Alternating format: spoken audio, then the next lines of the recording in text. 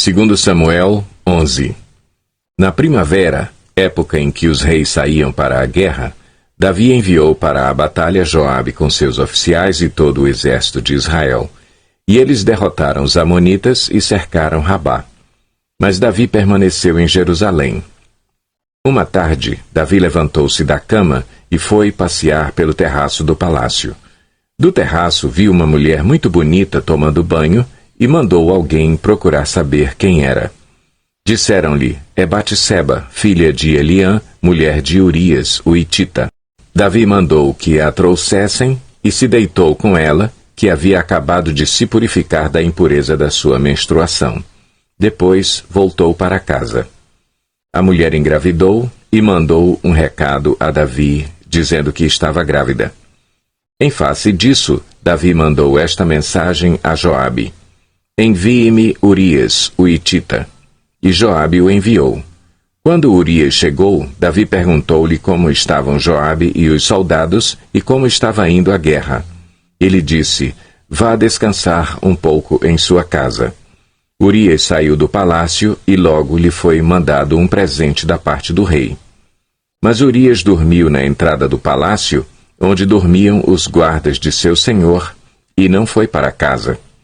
Quando informaram a Davi que Urias não tinha ido para casa, ele lhe perguntou, depois da viagem que você fez, por que não foi para casa? Urias respondeu, a arca e os homens de Israel e de Judá repousam em tendas. O meu senhor Joabe e os seus soldados estão acampados ao ar livre. Como poderia eu ir para casa para comer, beber e deitar-me com minha mulher? Juro por teu nome e por tua vida que não farei uma coisa dessas. Então Davi lhe disse, fique aqui mais um dia, amanhã eu o mandarei de volta. Urias ficou em Jerusalém, mas no dia seguinte Davi o convidou para comer e beber e o embriagou. À tarde, porém, Urias saiu para dormir em sua esteira, onde os guardas de seu senhor dormiam, e não foi para casa. De manhã, Davi enviou uma carta a Joabe por meio de Urias. Nela escreveu, ponha Urias na linha de frente e deixe-o onde o combate estiver mais violento, para que seja ferido e morra. Como Joabe tinha cercado a cidade, colocou Urias no lugar onde sabia que os inimigos eram mais fortes. Quando os homens da cidade saíram e lutaram contra Joabe, alguns dos oficiais da guarda de Davi morreram, e morreu também Urias, o hitita. Joabe enviou a Davi um relatório completo da batalha, dando a seguinte instrução ao mensageiro. Ao acabar de apresentar ao rei este relatório, pode ser que o rei fique muito indignado e lhe pergunte, por que vocês se aproximaram tanto da cidade para combater? Não sabiam que eles atirariam flechas da muralha? Em Tebes, quem matou Abimeleque, filho de Jerubezete? Não foi uma mulher que da muralha atirou-lhe uma pedra de moinho e ele morreu? Por que vocês se aproximaram tanto da muralha? Se ele perguntar isso, diga-lhe, e morreu também o teu servo Urias, o hitita. O mensageiro partiu e, ao chegar, contou a Davi tudo o que Joabe lhe havia mandado falar, dizendo, eles nos sobrepujaram e saíram contra nós em campo aberto, mas nós os fizemos retroceder para a porta da cidade. Então os flecheiros atiraram do alto da muralha contra os teus servos e mataram alguns deles, e morreu também o teu servo Urias, o hitita. Davi mandou o mensageiro dizer a Joabe, não fique preocupado com isso, pois a espada não escolhe a quem devorar. Reforce o ataque à cidade até destruí-la. E ainda insistiu com o mensageiro que encorajasse Joabe. Quando a mulher de Urias soube que o seu marido havia morrido, chorou por ele. Passado o luto, Davi mandou que a trouxessem para o palácio, ela se tornou sua mulher e teve um filho dele. Mas o que Davi fez desagradou ao Senhor.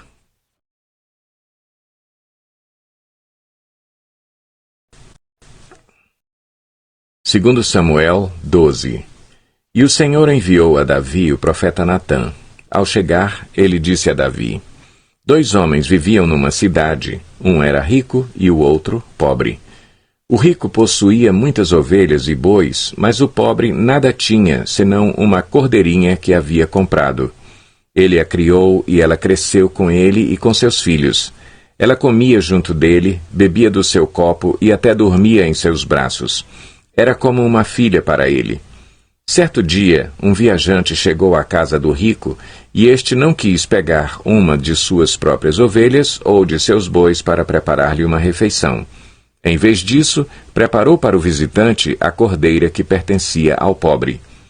Então Davi encheu-se de ira contra o homem e disse a Natã: Juro pelo nome do Senhor que o homem que fez isso merece a morte.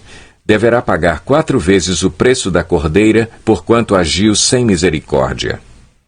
Você é esse homem, disse Natã a Davi, e continuou: Assim diz o Senhor, o Deus de Israel: Eu o ungi rei de Israel e o livrei das mãos de Saul. Dei-lhe a casa e as mulheres do seu senhor.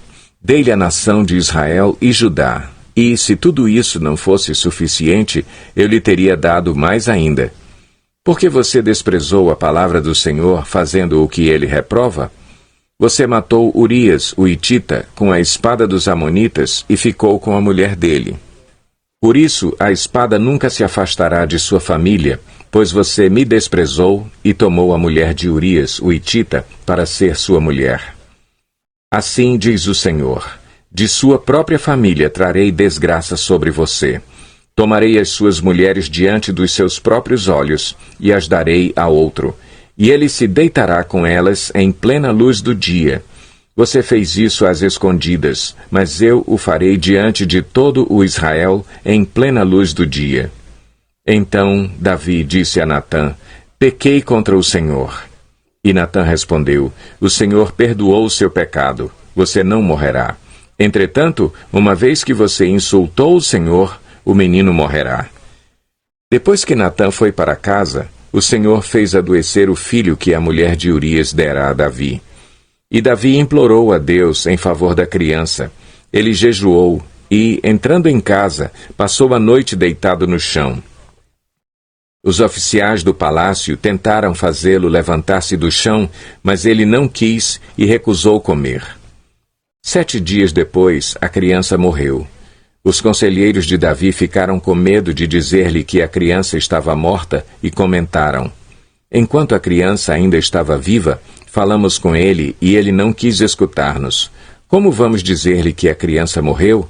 Ele poderá cometer alguma loucura. Davi, percebendo que seus conselheiros cochichavam entre si, compreendeu que a criança estava morta e perguntou: A criança morreu? Sim, morreu, responderam eles. Então Davi levantou-se do chão, lavou-se, perfumou-se e trocou de roupa. Depois entrou no santuário do Senhor e o adorou. E, voltando ao palácio, pediu que lhe preparassem uma refeição e comeu. Seus conselheiros lhe perguntaram: Por que ages assim? Enquanto a criança estava viva, jejuaste e choraste, mas agora que a criança está morta, te levantas e comes. Ele respondeu: Enquanto a criança ainda estava viva, jejuei e chorei. Eu pensava: Quem sabe, talvez o Senhor tenha misericórdia de mim e deixe a criança viver. Mas agora que ela morreu, por que deveria jejuar? Poderia eu trazê-la de volta à vida? Eu irei até ela, mas ela não voltará para mim. Depois Davi consolou sua mulher Batseba e deitou-se com ela, e ela teve um menino, a quem Davi deu o nome de Salomão. O Senhor o amou e enviou o profeta Natã com uma mensagem a Davi. E Natã deu ao menino o nome de Gedidias. Enquanto isso, Joabe atacou Rabá dos Amonitas e conquistou a fortaleza real. Feito isso, mandou mensageiros a Davi, dizendo: Lutei contra Rabá e apoderei-me dos seus reservatórios de água. Agora convoca o restante do exército, cerca a cidade e conquista-a. Senão, eu terei a fama de havê-la conquistado. Então Davi convocou todo o exército, foi a Rabá, atacou a cidade e a conquistou. A seguir, tirou a coroa da cabeça de Moloque, uma coroa de ouro de 35 quilos, ornamentada com pedras preciosas. E ela foi colocada na cabeça de Davi. Ele trouxe uma grande quantidade de bens da cidade e trouxe também os seus habitantes, designando-lhes trabalhos com serras, picaretas e machados, além da fabricação de tijolos. Davi fez assim com todas as cidades amonitas. Depois voltou com todo o seu exército para Jerusalém.